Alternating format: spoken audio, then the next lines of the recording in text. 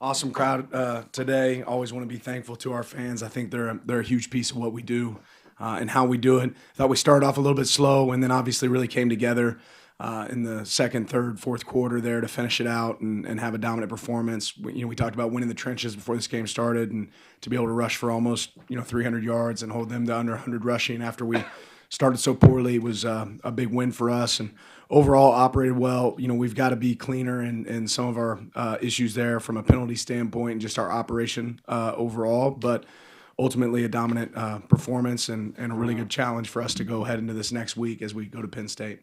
Right here on the right, Zach.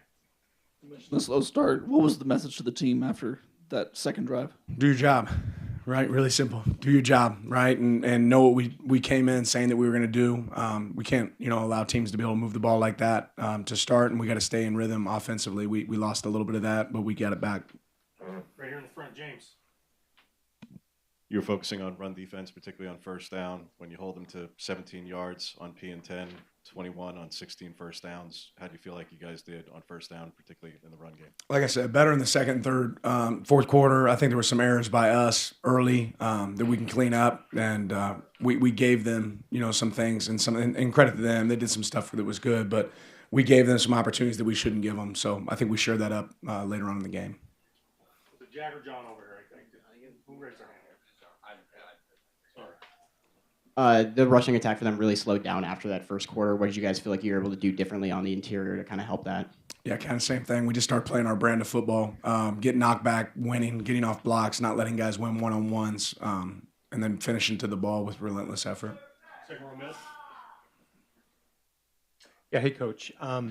This is the second time you've played the Beavers in September, non-conference game. How do you feel about this rivalry right now? It certainly means a ton to us. I think everyone feels like this resonates a little bit more when it's on that Thanksgiving weekend. It's a little bit different when it's not, but it's still a game that means a ton. Was this 129th meeting, one that we have a lot of pride in. It means a ton to our players, and I think they really vocalized that throughout the week and then today. In the middle, Matt. What makes Decorian's ball skills so good for the one-on-one back shoulder throws, and just how effective of a weapon is that for your offense? Yeah, I mean, what makes him good is he catches it, right? And he's been a guy that can win in those one-on-one. I think there's some opportunities that he wishes he had back today, but ultimately he's a tough guy to guard, and if he can beat you over the top, he'll win over the top. If you're even, he's going to be able to beat you on the back shoulder. In the other middle, Tyson. How do you think James has done so far punting the ball, and what did you see on that fake that he was able to convert? Yeah, he was able to execute a look that we thought might be there and did an unbelievable job. If it wasn't there, he had some options. Did a really good job pinning him inside the 10 there, which was huge, right, to flip the field. So overall, I think he's executed really well. Right there, fourth row middle. Dan, with how hot you guys have started in the games before this, there hasn't really been an opportunity where you guys have needed to steal momentum, but in this game, it's a tie game. You guys almost punted back to them with a chance for them to take the lead. So what was the message to kind of, for the first time this year, take the momentum back from the Beaver side? Yeah, we didn't really talk about momentum, but we talked about making plays, talked about creating opportunities for yourself, and momentum can go one way or the other, but ultimately it's about stacking multiple plays. It's about how many plays in a row can you win. You got to win each play individually, and I thought our guys did that, obviously, overall today. Front left, Aaron. Really, a lot of new starters this year. Can you assess where you guys are through 4 games as you head into Penn State? I think we're getting a really good gauge of that as we play Penn State. I think it's a team that's obviously extremely talented. I feel good about our team. I really like our team. This will be a good environment for us to go play in. We're going to be playing people that have a lot of talent as well and good scheme on both sides of the ball. It'll be a real challenge for us. Way in the back, middle, Jack. Coach, towards the end of the first half, that 2-minute drive from Dante Moore, how important is what he's been able to do in those 2-minute drills heading into half, and what did you like from the offensive line to give him those pockets during that 2-minute drill? Yeah, I mean, I think Dante's done what we've seen him do a lot this year is take what's there. There's some moments that they had good coverage down the field, and he was able to win with his legs. We scored last week in a 2-minute drive right before half. Doing it again, especially, it's really important when coming out at half, you're not going to have the ball, right? So to be able to score right there with less than a minute left is huge. Doesn't really give the opponent an opportunity to go score before half, and then for us to come out, then get a 3 and out, and then turn around and give it back to our offense again. I think that creates real separation. We're going left, fourth row. Yeah, Coach, obviously a really productive day from Dante all around, but there's a couple times where he had guys open downfield, looked a little antsy, fired it on a line instead of putting a little more touch on the ball. What do you see on those plays? Are those ones we can hit for big plays, or is that just a, run-of-the-mill What would play? you say? You sound like quarterback coach back there. I mean, what did he throw for, 300? That's why I said it was a productive day. Yeah. You were happy with it then? All right. All the way in the back, Brenna.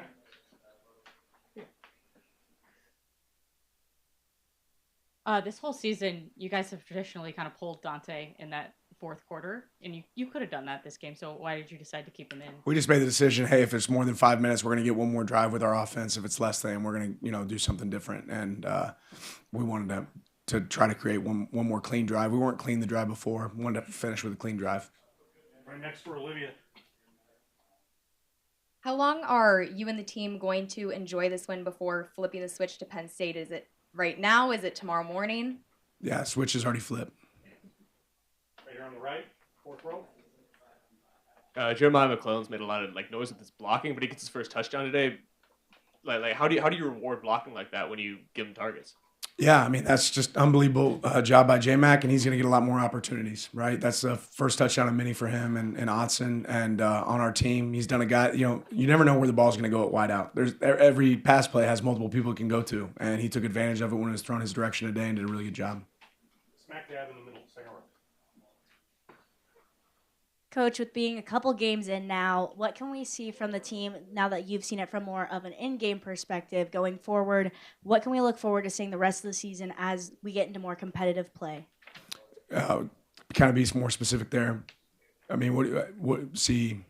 Just what do you like from the team so far going, in being in an in-game setting as opposed to practice, and after, a big win from today and able to make more plays with a higher score? Like, what do you see? What do you like? Yeah, the competition for us, if it's going to show up in a game, it's got to show up in practice. So I want to see us go compete in practice like we're playing a game. And the more moments we can create like that in practice, the more success we're going to have the field on game day. We get great challenge in practice going against our offense, going against our defense, and vice versa. That's a great challenge. So it's going to be a team that matches up well with us next week that's going to be a great challenge as well. There's going to be a little bit back and forth. And when the moment comes, you take advantage of it. James. Did you get a sense going into this one, Dan, that this meant a little something to Dante? TV reference that he told them about how he performed there 2 years ago while at UCLA, that didn't really sit well with him? I think every game means a little bit to him, but I certainly think that this game is one that resonated since his time there at UCLA, and it wasn't his performance that he felt like was his best, and he went out there and operated really well today. Right here in the front right, Zach. Their QB was averaging about 300 yards per game through the air before this. You guys held him to 28% passing. I mean, what did you guys do on the defensive side of the ball that really held him in check? Ultimately, besides the busted coverage, we matched patterns really well, and we were able to condense a pocket. And I think that he didn't have a ton of time back there. There weren't necessarily a ton of pass rush opportunities. They ran the ball a little bit, but when you have bodies on bodies, it's hard to throw. And when you're playing some zone coverage, it's a little bit easier to make some completions. We didn't play a ton of that today. Here on the right, Jack. What'd you like from Dante's ability to kind of tuck in and run when his first and second options weren't there? Yeah, I just think that's good decision making at quarterback. Obviously, you want to protect yourself, but that goes to maturity of not forcing something that's not there. Third row, Alec on the right. Yeah, just elaborating further on the pass defense. I think quarterbacks are only completing 51% of passes against you guys so far this year. What have you just liked about how ineffective and inefficient you've been able to make quarterbacks so far this year? Well, strength in numbers for one. We've been able to play a lot of guys and then play at a high level. I think that's a big piece of it. But ultimately, when rushing coverage works together, it allows us to have success. Back middle, Jack. Last week you talked about you were frustrated that you guys didn't play the complete game. Today you talked about how you were frustrated with the sort of a slower start. With a game like Penn State next week, how do you make sure that you guys put together a four full quarters together? Yeah, it's hard in football, right? And it doesn't always go like that. So you got to go out there and prepare and practice like you want it to look in a game. And there's going to be some highs and lows. There's going to be some ups and downs. It started off a little bit slower today, but it finished the way it's supposed to. But ultimately, you might not get those layups or those freebies, later on in the season. So we got to start fast. That's important for us in the future. Here in the middle, Matt. You make of just Bryce's overall impact and the fingerprints maybe of the defensive play he had for you guys? Yeah, well, how many did he finish with? 10 tackles today, right? I think he had like 9 in the first half. So Bryce was hungry. He's passionate. You know, he wanted to go out there, and there's some plays that he wants to have back too. There's a couple missed that I know he wants to have, but this game meant a lot to Bryce, probably as much as anybody on our team, just being here from Oregon. So proud that he's on our team, proud that we get to coach him, and proud of his performance. Back right seat. Coach, congrats on the win. Mentally and emotionally, having a rivalry game before Penn State, one of the biggest games on the year on the calendar, how does that prepare your team and you mentally, not only to perform on this game, but next week to make a statement nationally? Yeah, one game at a time. We had to focus on this game this week. I know they have a bye this week, so they were able to focus on us, but our focus was on Oregon State. But that's why we got to be able to flip the switch quick and move on and get ready for Penn State. We got 2 more right here, James, then right behind James.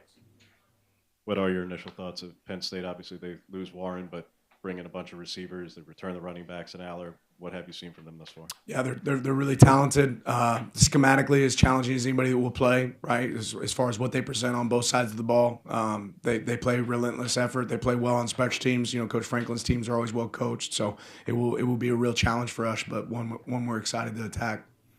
Right here, second row, last question. Wanted to ask about Alex Harkey on the exterior of the offensive line. He's just been really bullying people throughout this season. I mean, he's been top graded every single week. Can you speak to kind of his influence as a leader in the offensive line and in the trenches? I think more than anything, Alex has the mindset of what you want as an offensive lineman, right? He wants to get the dirty work. He doesn't mind being in there in the trenches. He's the kind of guy you want to go down an alley with, right? Alex has those traits, and it shows up on the field for us.